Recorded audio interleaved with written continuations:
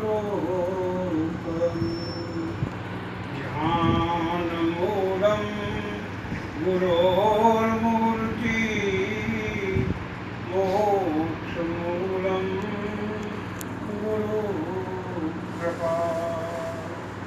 अखण्डमण्डलाकारं व्याप्तं येन चराचरं तत्पदं दर्शितं येन तस्मै श्रीगुरुवे नमः।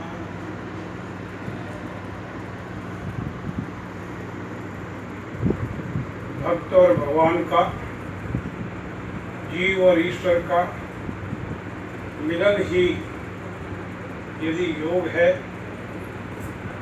तो इसका मार्ग कभी अवरुद्ध नहीं हुआ। देश काल और समय के अनुसार हमें सबको सिखाने के लिए, हमारे कल्याण के लिए नर रूप में, नारायण के रूप में संत अवतरित होते रहे और वही हमें सही मार्गदर्शक बन करके उस लक्ष्य को प्राप्त कराने के लिए स्वयं हमारे सारे अवगुणों को, दोषों को, त्रुटियों को, आवरणों को दूर हटाकर शुद्ध और पवित्र बना करके परमात्मा में हमें व्यवस्थित कर देते हैं। और इसके लिए निश्चित रूप से गुरु महाराज ने ही ये बात कही है कि इसका मार्ग कभी अवरुद्ध हुआ ही नहीं और समय समय पर इसको चेताने के लिए संत आए। हमारे श्यामाश्रम सत्संग के प्रवर्तक ब्रह्मजी समर्थ गुरु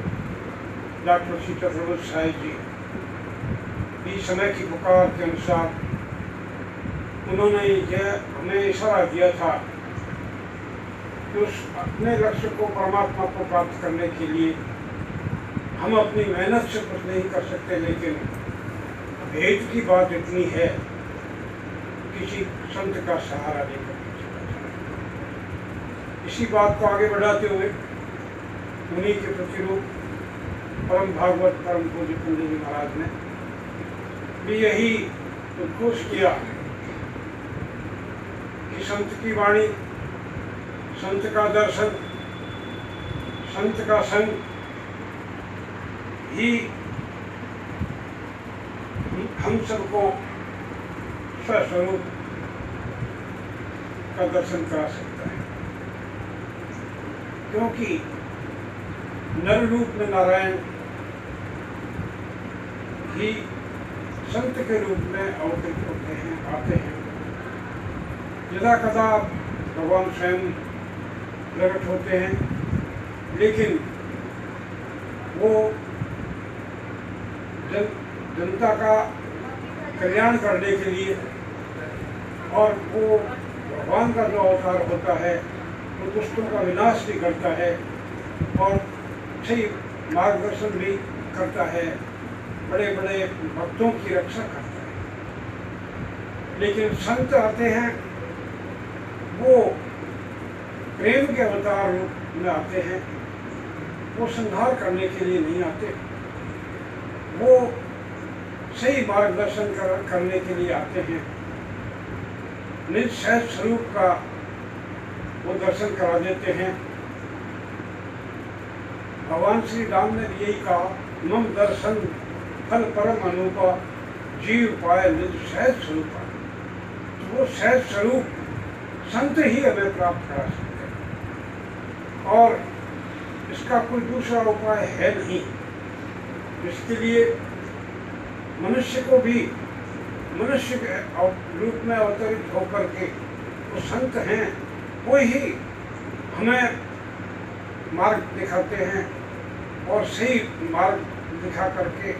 और देश काल और समय के अनुसार साधन बतलाते हैं। और उस साधन के अनुसार अगर हम उनकी आज्ञा का पालन करें,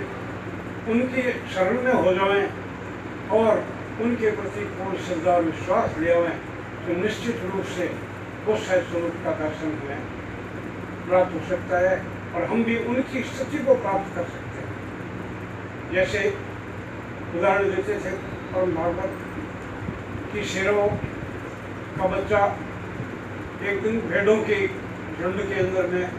आ गया, छोटा सा था और भेड़ों के साथ में ही विचरण करने लगा और उन्हीं की तरह से नस्ल नीति की हुए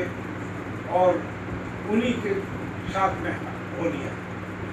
एक दिन संयोग से तालाब के किनारे एक शेर आया